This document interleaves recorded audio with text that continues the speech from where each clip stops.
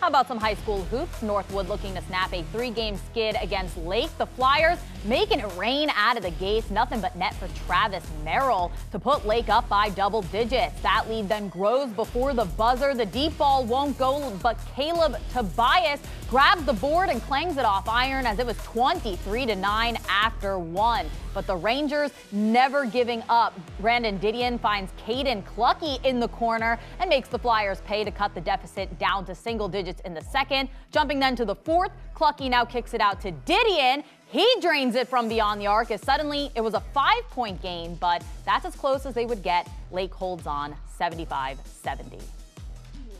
And that's just our game, and we look at our depth as one of our biggest strengths. And the thing that's most impressive about our team is they sacrifice for one another, and they don't care who gets the credit. It doesn't matter who it is defensively or who it is that gets the points, and they just celebrate each other. I think that's a big key to our success is we don't care who gets the credit. We just want somebody to get it. Kevin Milliken and Brandon Bosch on the call.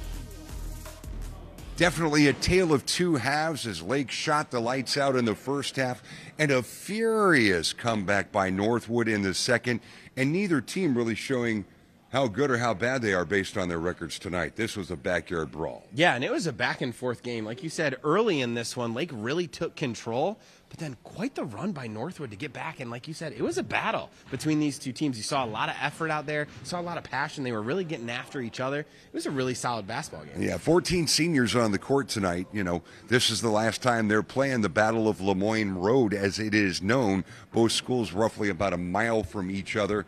But I'll tell you what, it's one of those games that gets you battle tested for the real start of conference play, which comes after the holidays. Yeah, and both these teams have a quick turnaround. They're going to have games later this week, and you think you're going to get better from this one. If you're Northwood, you've absolutely got to feel confident about how you shot the ball here tonight. They've struggled lately, shooting about 20% from the floor. They did not do that tonight, especially in the second half. And each team had 3 or 4 players in double figures on the way to that 75-70 score, and a lot of bench scoring when it was needed most. Yeah, and Lake in particular, Blazevich came off the bench, and man, was he a spark plug with a couple of threes, hitting from the free throw line as well. He was our player of the game. Did a nice job when they were really struggling offensively through that lull in the third quarter. He kind of steadied the ship, did a nice job with Wiley on the bench. Blazevich played a very solid game tonight. And all those seniors are going to lend all that experience heading into conference play, and it's going to come in quite handy because there's a long road yet in the TAC and the NBC.